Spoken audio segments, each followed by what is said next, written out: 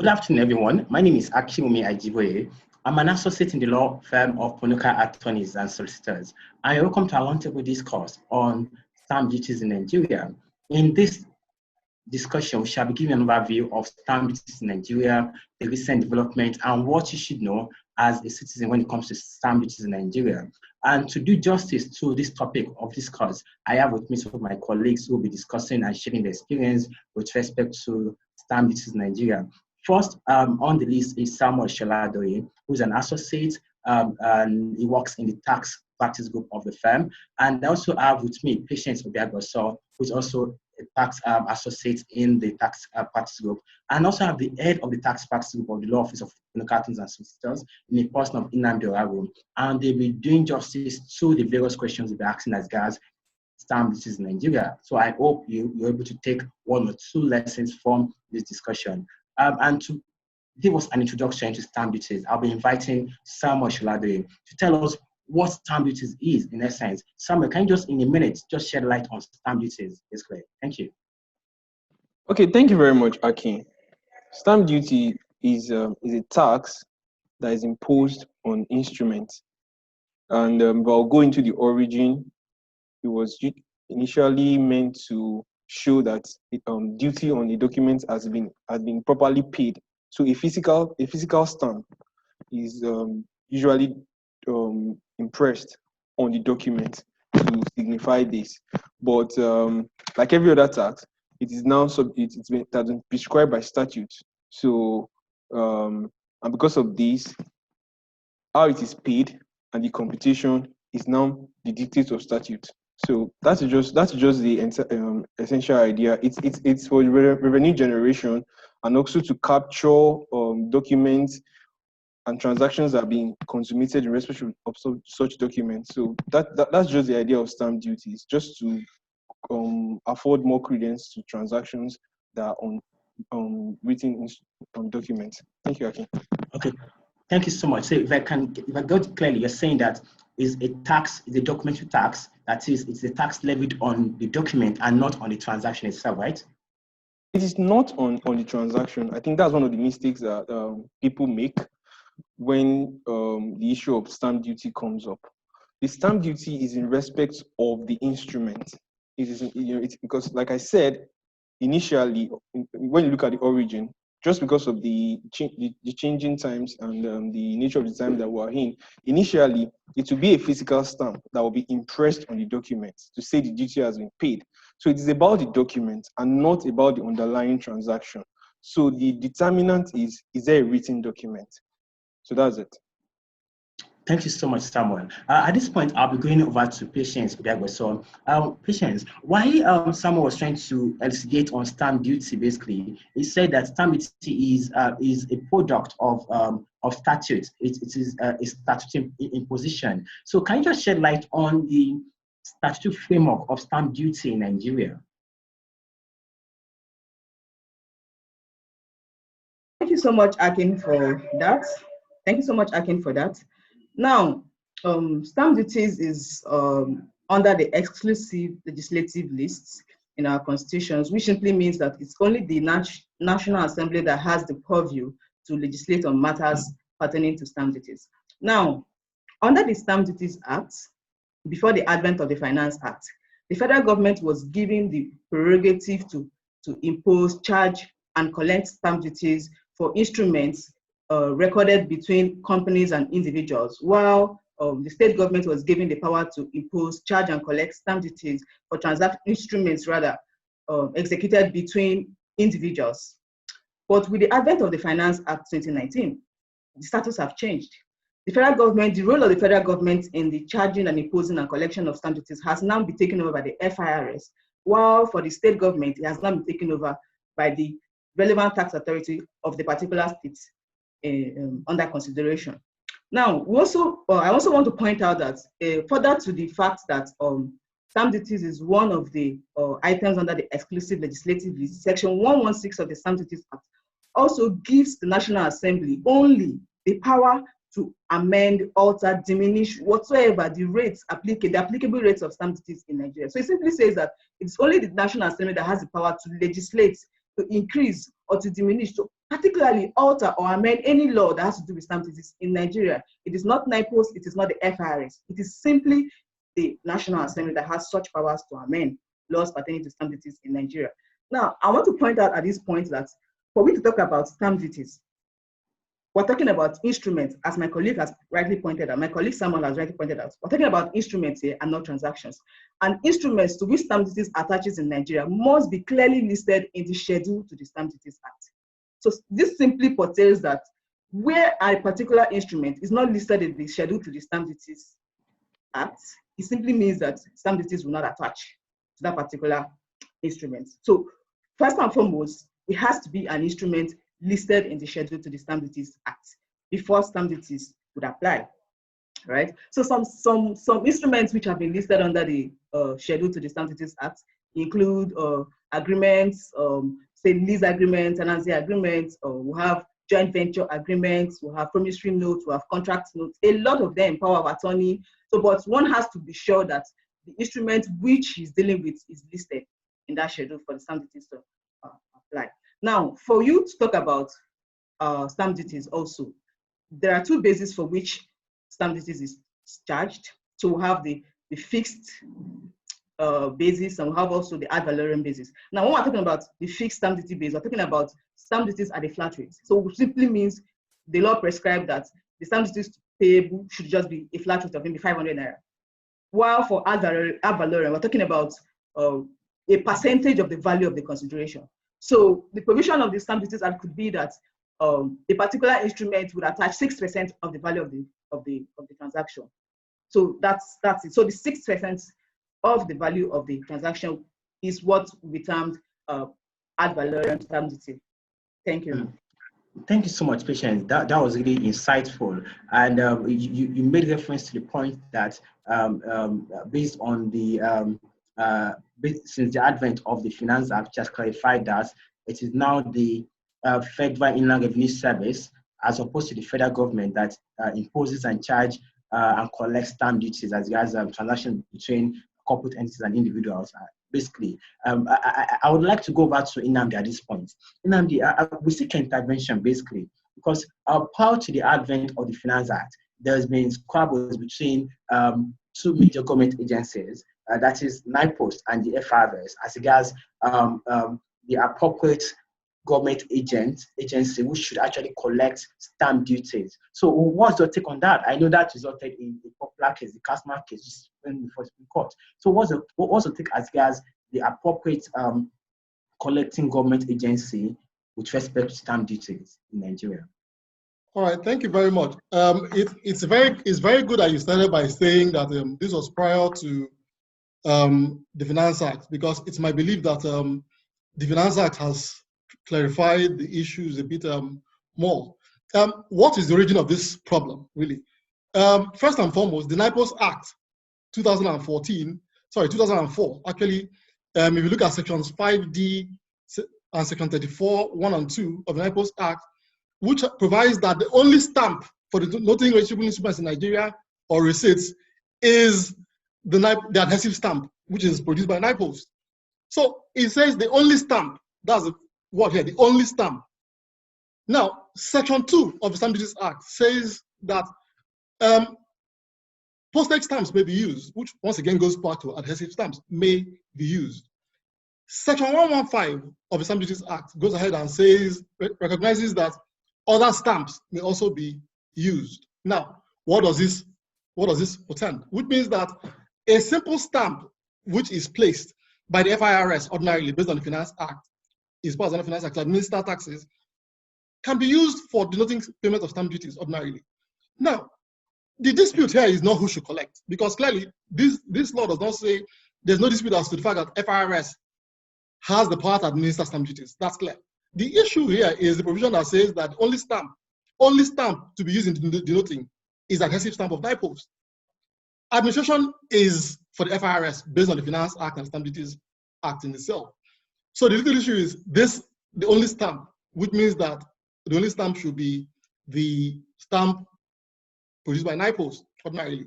Now, but the good thing about this really is that based on section 115 and the Finance Act, which has stated that even electronic stamping is now allowed. I mean, so the dispute has been watered down. The Finance Act has clarified it. It mustn't be, the adhesive stamp mustn't be the only stamp for the notary. The party to collect is the FIRS. How do you know that stamp duties have been paid? It mustn't only be adhesive stamps anymore. Ordinary electronic stamping is now allowed based on the Finance Act 2019. So I really think the dispute is really based on the absence of a determination by a court as to the impact of the NIPOS Act on the issue of the only stamp being the adhesive stamp. The Finance Act has changed that. Finance Act says that outside that adhesive stamp, other stamps may now be used. So I really think the dispute, I think what is awaited is a stamp of the court to confirm what the law is, but the law is clear based on the Finance Act at this point in time. Thank you very much, Akin. Akin, you're muted. Thanks so much, Nnamdi. I will appreciate your insight on that, because I'm also aware that the FIRS, pursuant to the Protection of the Finance Act, has started issuing out its own adhesive stamp, which would now be affixed to instruments, basically. So we now have the FIRS stamp alongside the electronic stamping, which would now be in use when it comes to instruments, basically. So Samuel, I'm coming over to you, basically, and my question to you is, I'm sure a number of people want to know how stamp duty is charged, is collected, which will remit stamp duties to. So can you please help us out with that question, please? Okay, thank you very much, Aki. I think Patience has really helped with that question, because when it comes to stamp duties, like Patience has clarified, and Nnamdi has also stated that the issue of administration lies with the FIRS. So if you look at the Stamp Duties Act, and as well as the Finance Act, if you combine, a communal reading of this is to the effect that in relation to a document or an instrument, let me use the word instrument between companies and individuals, then it is the FIRS that would collect the stamp duty that is chargeable. And when it comes to group of individuals, then the stamp duty goes to the relevant state authority. Now, I mentioned companies. For the sake of clarity, because of issues that were arisen over time, it's important to refer to the Stamp Duties Act, which has defined companies to include banks. So when a bank is involved in a transaction, maybe with individual or with companies, duty still goes to the FIRS. So, and like Patience rightly mentioned, there are two ways of computing stamp duties. It's either it is fixed or it is ad valorem. If it's fixed, that means there's a particular sum which has been prescribed in the statute. But if it's ad valorem, that means it is proportional to the rate that has been stated in statute, and when computed against the value of the underlying transaction. So that's the way of computing stamp duty. So, and thank you. I hope that takes care of the question. Thank you. Yes, it does. Yes, it does. It does. Thank you so much, Samuel. But I'll be going over to Nnamdi now, because I have a question right in my mind, as regards what Samuel just said, alongside in conjunction with what Patience said. So Samuel said that Patience said that the rate actually prescribed in the schedule to the Stamp Duty Act, and that only the National Assembly has the powers to actually alter, amend, diminish the rates or the provision of the Stamp Duty Act. So in of recent, the FIRS issued a circular where they, let me use the word inadvertently, amended, altered, but actually increased some of the rates contained in the Stamp Duty Act. For example, when it comes to the rates, the rates for on leases and tenancy agreements, which under the Act is from 0. If the lease agreement is from less than 7 years, is the chargeable rate is 0.78%, 78%. If it is more than 7 years but less than 21, is 3%. If it's above 21, it's 6%. But in the circular issued by the FIRS, they gave a flat ad valorem rate of 6%. So what's your take? Can the FRS, by a circular, amend or alter the provision of the Stamp Duties Act? And do you believe that there's been an alteration or an increment of the stamp duties rate in Nigeria based on that circular? Thank you. All right, thank you. I'm happy you used the word inadvertently as you spoke, actually, because I do believe I have read subsequent statements emanating from officers of the FIRS stating that they did not increase stamp duties. They sought to clarify that all they did was to restate what was available in the Stamp Duties Act. Now, why inadvertence really is a very good statement to use will be that clearly the FIRS does not have the authority under the law to increase stamp duties ordinarily. You know, so what they'll say is that it was a restatement, because I mean, what the understanding initially was that they tried to prescribe 6% ad valorem for all tenancies. But they've sought to clarify that what they simply said was that in line with Stamp Duties Act, tenancies beyond 21 years, or this is beyond 21 years, will pay 6%. So restating what the law really is. Now, to clarify, you've said whether they can.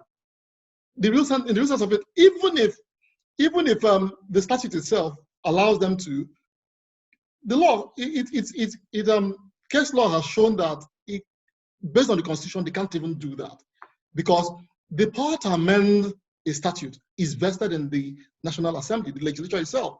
You know, so I mean, and this has been tested. You know, because if you recall the case of the registered trustees of Hotel Owners and Management Association of Lagos State against Attorney General of the Federation, the finance minister had the power under the Act to amend the taxes and levies approved for collection order, made the taxes and levies approved for collection order 2015, pursuant to the Act that gave the minister the right to do so.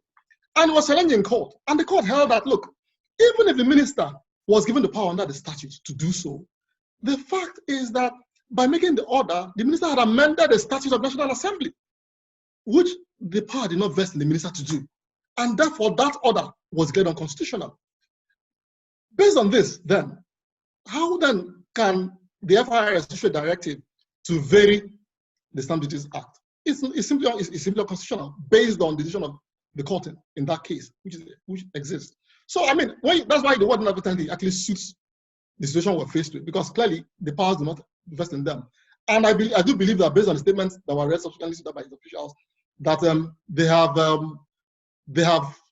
have seen the error in the directive, and it seems it's been withdrawn so far. So the power does not vest in the FIRS to do this in the first place. Thank you very much.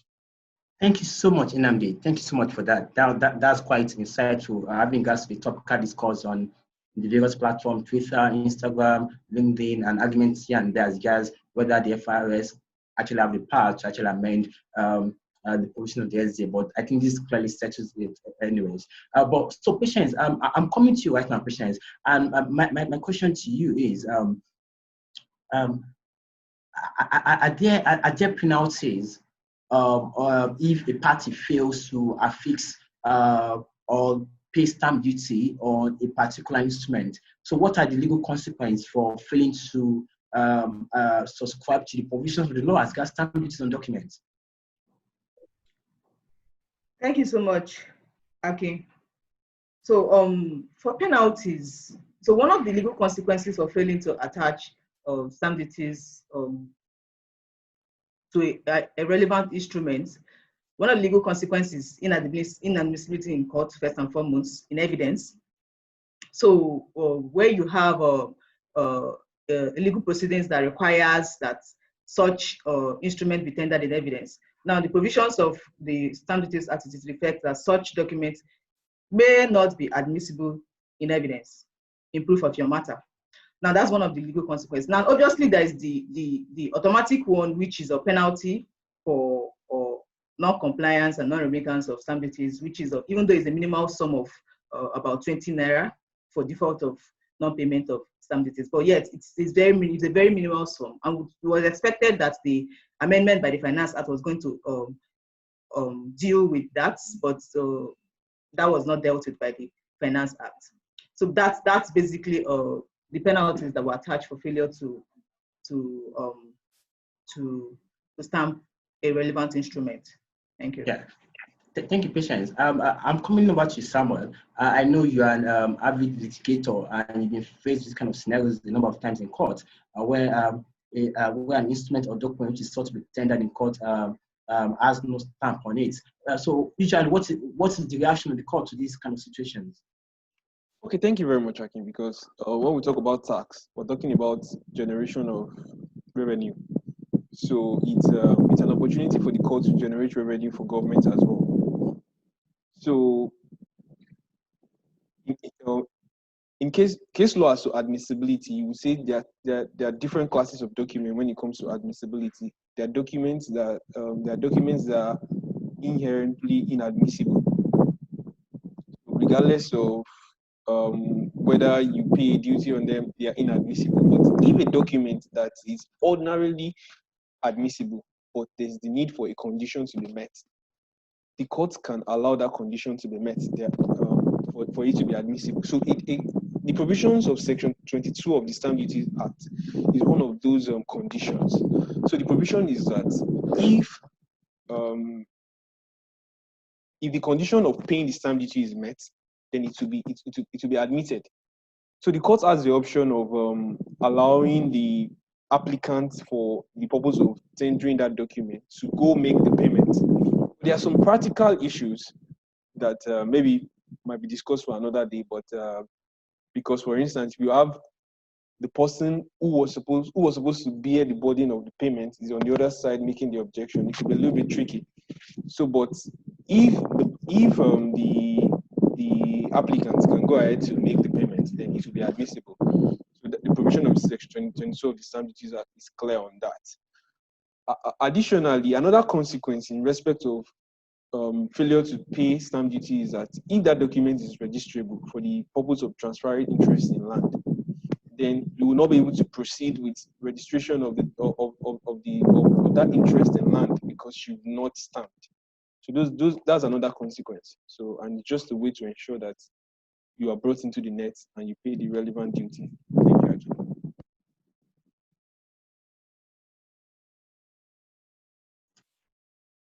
Samuel, thank you so much for that clarification, really. Thank you so much. But at this junction, I'll be going over to Patience.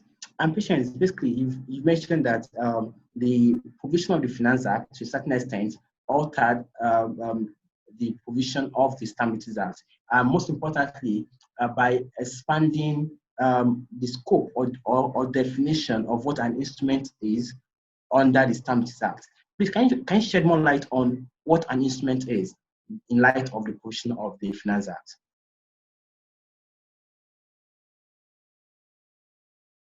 Thank you, Akin, for that.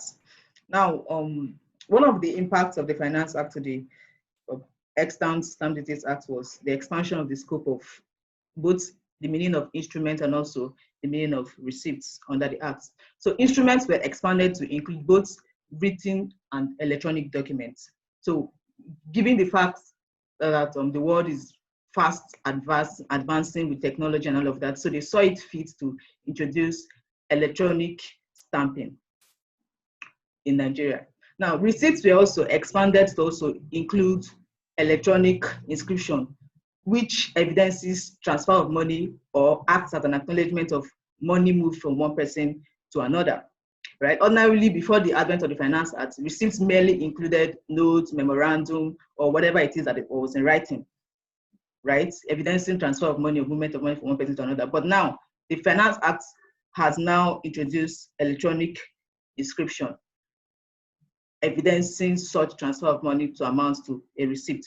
Now, one more thing that the FIRS sought to do after the advent of the Finance Act was to issue clarifications on what was obtainable under the Stamp Duty Act, such that they also explained instruments and receipts which ordinarily would be liable to stamp duties. So we have such instruments such as written instruments, whatsoever written instrument, ordinarily had this one before in the past, whatsoever written instruments which are prescribed in the schedule to the Stamp Duties Act automatically attaches stamp duties. Now, the new ones which were introduced were such electronic receipts or instruments. So here we're talking about SMS messages, we're talking about emails, we're talking about whatever it is, received, electronic receipts that happen online, web-based, cloud-based, it attaches stamp duties. Also, one more thing that the FIRS sought to clarify in their circular was also that all forms of printed receipts also attaches stamp duties. So here we have receipts which are generated from our regular POS transactions on printouts. From such regular POS transactions, you get stuff at the mall, it attaches stamp duties. There are also printed receipts from ATM machines. Usually, we have receipts which are usually printed out from our ATM machines after our transaction. So what the provisions of the law is now is that such printed receipts would be tantamount to stamp duties. Then generally, all electronically generated receipts evidencing or acknowledging money, transfer of money, would be tantamount to stamp duties. Now, moving on. One more thing that the clarification by FIRS sought to do was also to list ways which stamp duties can be denoted. But here we're saying that what are the ways for one to show evidence of remittance of stamp duties or payment of stamp duties? So if you're alleging that you have complied with the provisions of the law and you have paid the relevant stamp duties for a particular instrument, what are the relevant evidences that we require? So one of them would be the impression of a die in the form of an adhesive stamp on a particular instrument. And then we'll have the regular one, which we had normally, we use normal course of business prior to the Finance Act, which was the affixing of the printed adhesive stamps. Now, in recent times, we had the FIRS issue out a notice that they now have their own adhesive stamps. So as an evidence of remittance of stamp duty on an instrument, it's expected that these printed adhesive stamps by the FIRS should be issued on such, should be affixed rather, on such instruments, right? So the other ones could be direct electronic printing or impression on the instrument, could be electronic tagging, very important. This has been introduced by Finance Act, so we have room for electronic tagging now. And then there's also, as a form of evidence of remittance, we also have the stamp duty certificates, and then any other form of acknowledgement of payment of stamp duties by the FIRS. Now, what this portends is that for every relevant instrument which is utilized by individuals, especially that they take steps to use the FIRS e-stamp duty portal to get an assessment on the relevant stamp duties that is due, and then remit to the FIRS, then get an evidence of such transactions, of such remittance. Thank you. Okay. Thank you so much, Patience. Thank you so much. Yes. So at this point, I'll be going over to Nnamdi, and my question to Nnamdi is as regards the tax strike. Basically, when the new chairman came into office, he said that he's going to ensure that stamp duties in Nigeria is the new oil in terms of revenue generation for the economy, basically. But I'll be asking you, my question to Nnamdi is, how do you think stamp duty in Nigeria can be used in driving the revenue generation mandate, which the FIRS is keen on? But before you respond to that question, we'll be going on a short break. I would like you to just stay with us, and we'll be back in a minute. Thank you so much. Thank you.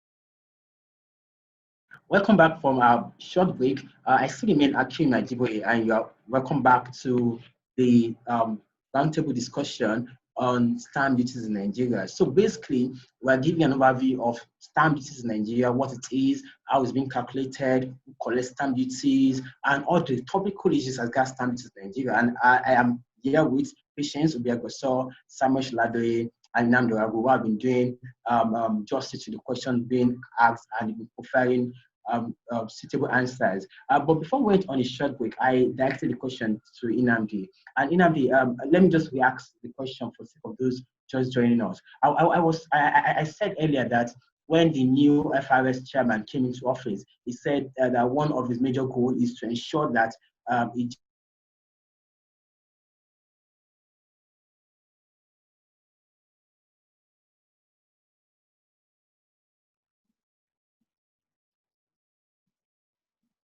generate as much as possible from this objective.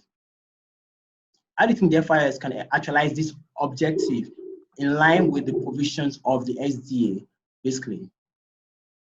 All right, thank you very much, Akin. Well, for a tax administrator, he stated his goals quite right, because I mean, a tax administrator is assessed by the level of collections made by him, you know. But really, in terms of rates, tax rates, I am not sure. I mean, as I've stated, that taxation is based on statute, you know, and that the FIRS cannot increase tax rates, you know, even in an effort to generate greater tax income.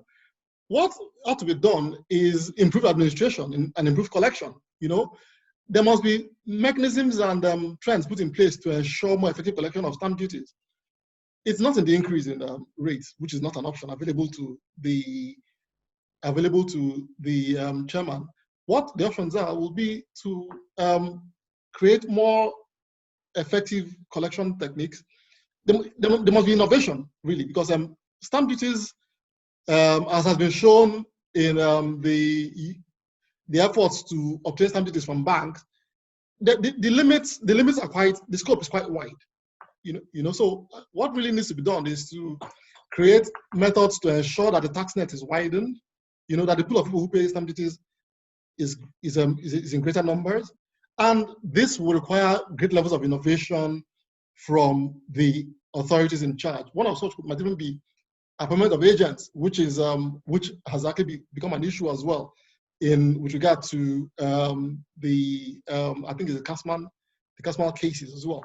You know, so I think really it's an issue of administrators to implement strategies that will ensure they're able to more effectively collect stamp duties as against an effort to increase the rates based on the purported directive that was earlier issued. The scope is wide, you know, but the issue is how do you collect and how do you enforce stamp duties moving forward?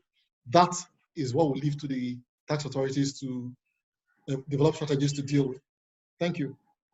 Thank you, Namdi. So I believe based on what you just said, that's why the FRS inaugurated a committee sometime last month, and the committee started with the mandate of recovering unremitted stamp duties from corporate institutions like banks and some other agencies, basically, so as to recover unremitted sums sums unremitted in the past 5 years, basically in line with the provision of section 115 of the Stamp Duties Act. So I'm going now to Samuel. Samuel, but basically, at this point, a number of people want to know who pays stamp duties, who pays the stamp duty in a transaction or on a document. Is it for example, in a land in a land case, for example, where you have in Lizo and Lezi, who pays the stamp duty, and other case in other scenarios? Can you shed more light on that? So who bears the burden of paying the stamp duty or remitting stamp duty to the tax authorities? Okay, thank you very much, Aki. And the simple answer I would give is that it is the beneficiary of the underlying transaction.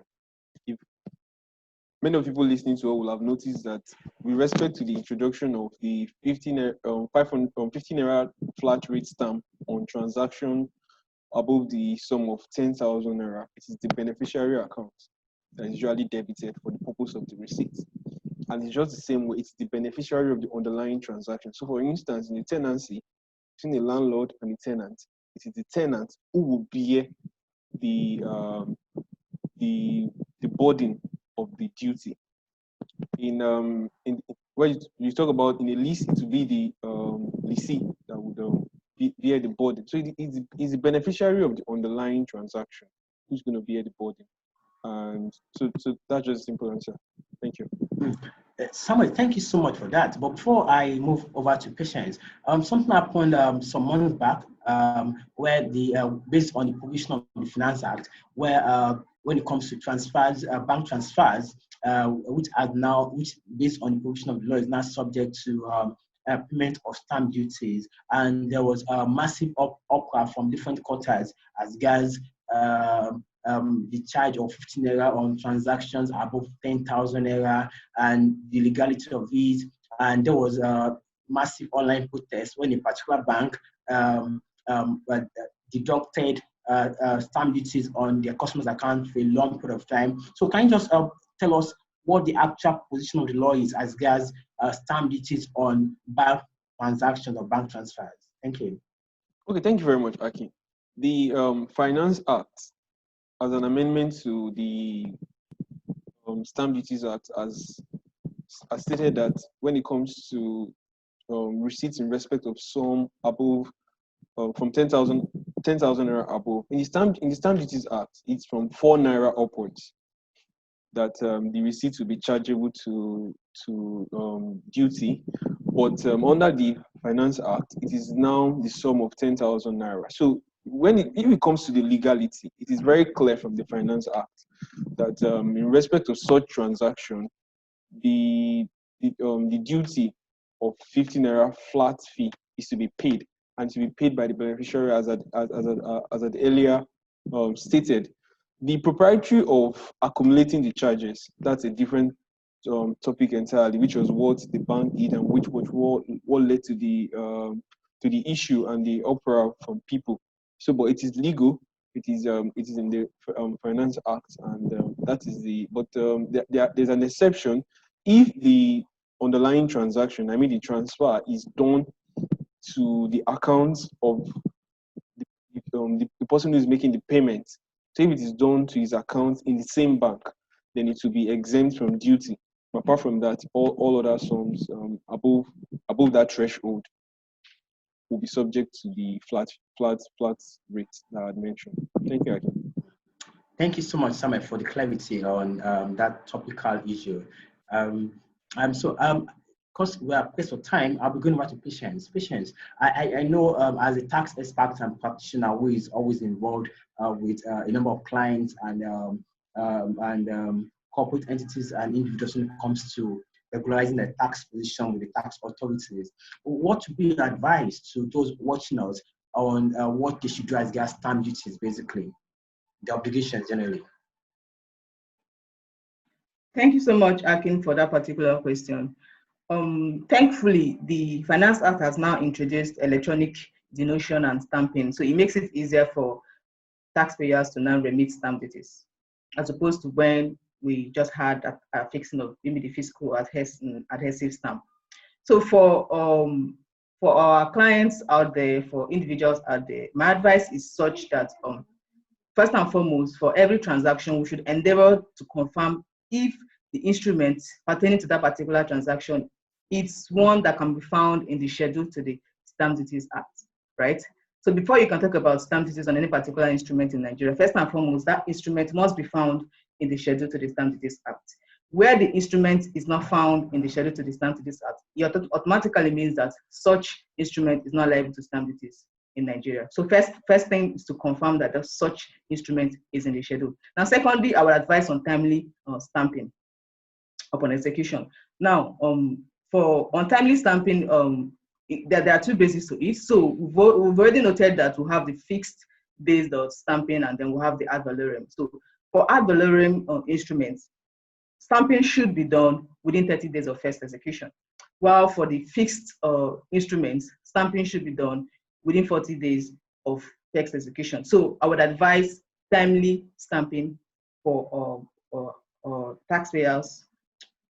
Then also the next one I would like to talk about is the situations where instruments, even though that they are executed outside Nigeria, it's brought into Nigeria, received in Nigeria. The law, the provisions of the law and the clarifications introduced by FIRS is such that such instruments are also expected to be stamped in Nigeria, provided it has been received in Nigeria.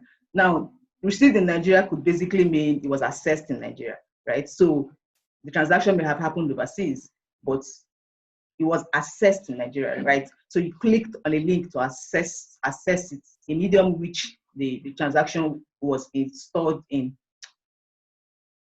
For assessing such instruments, it has to be stamped in Nigeria. So another medium could be that such instrument was stored in an electronic device, so it could be your computer, hard disk, and thereabouts, and then it was brought into Nigeria. So such instrument also has to be stamped in Nigeria. It has to be received in Nigeria. So it's liable to stamp duties in Nigeria. Now, but the provisions of the law is clear that where such instruments which were executed outside Nigeria but received in Nigeria, it's an ad valorem instrument. Now, timely stamping has to be done within 30 days. So for such instruments, the stamping actually has to be within 30 days. So these are basically the little advice that I have for taxpayers to comply with. Thank you. Thank you so much, Patience. Really appreciate that, and thank you for joining us today. Samuel, so what are your parting words to our audience? So what will you tell them to do as regards stamp duty in Nigeria? What are your parting words generally? Okay, thank you very much, Aki. Like we've said, stamp duty is a creation of statutes, and there are consequences if documents, or let me say instruments that are chargeable are not the duty are not paid as required. So you never know what proceeding could come up or what purpose those documents you might need them for, closing out some transactions. And so I think it's really important to ensure that duties are paid.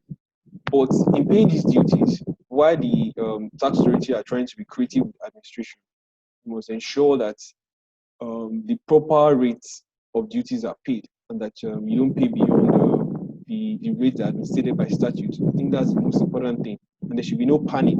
Like Nnamdi has rightly mentioned, stamp duties, like any other tax, is a creation of statute. It is ascertainable by statute. So regardless of what announcements or notice or circular might be out there, you can always get professionals to advise on the appropriate rate, and just put clarification, and that will put everything at ease. So that's it. Thank you very much. Thank you so much, Samuel, for your thoughts, really. So Nnamdi, so what are your parting words to our audience? So can you wrap up your thoughts in a sentence or two? So what would I telling our esteemed audience as regards stamp duties in Nigeria? What I like to run by saying I think stamp duties are evolving. We all grew up meeting people putting stamps on documents even without paying stamp duties in the first place, But now there's a movement towards some clarity as to the impact of who should pay, who should go to. It's evolving, really. The dispute between NIPOST and the FIRS is interesting, really, because it shows where we've come from, because the issue of who should pay, because before now, you could put a stamp over a document without even paying, and your stamp it shows you stamped the document, but no stamp duty has properly been paid, really, So the dispute will clarify the stamp duty issue more clearly. But with regard to the dispute or the controversy between NIPOST and the FIRS, one of the fundamental principles of tax is clarity, because it's statutory. There's need for clarity on the issues. So with regard to this, I think there is need for some action. There is need for the repeal, because the Finance Act did not repeal the provisions of the NIPOST Act that provide that only adhesive stamps of NIPOST are the only way of denoting stamp duty payment on documents. It didn't repeal it. It just says that it now provides additionally for electronic stamping. It failed to repeal the one that stated that only the NIPOST adhesive stamp can be used. So I think to provide clarity, it's either the courts intervene and clarify the issues, or the provision of the NIPOST Act stating that only the NIPOST Act stamp should be used should be repealed. That way there's clarity. But I think stamp duties are growing. The stamp duty jurisprudence is growing in Nigeria. There's some clarity coming up. We're moving forward, and there's more revenue coming from it. So I encourage everybody to be guarded and take notice of this point. It's growing, and it will catch up with people as time goes on. Thank you very much. Thank you so much, Nnamdi, for your thought. So I especially thank Patience, Samuel, and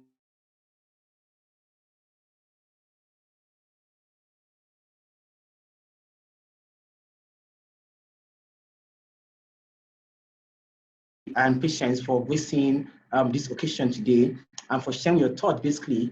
And in the event you have further questions or you require clarification on any topical issues like gas stamp duties, you can send an email to info@punuka.com and respond to inquiries in 24 hours. And in the event you require tax services, you can visit our physical address at plot 45 Oliver Jao Street off India Kimadi Lake Phase 1 Lagos. I will attend to your various tax inquiries. We thank you once again for taking out your time to watch this roundtable discussion on stamp duties, and you can in the process subscribe to our YouTube channel as we'll be updating more content that will benefit your business and your affairs generally. Thank you so much for taking our time to watch this. I really appreciate you. Once again, we are Punuka Attorneys and Solicitors and work with you to provide solutions. Thank you so much. Enjoy your day.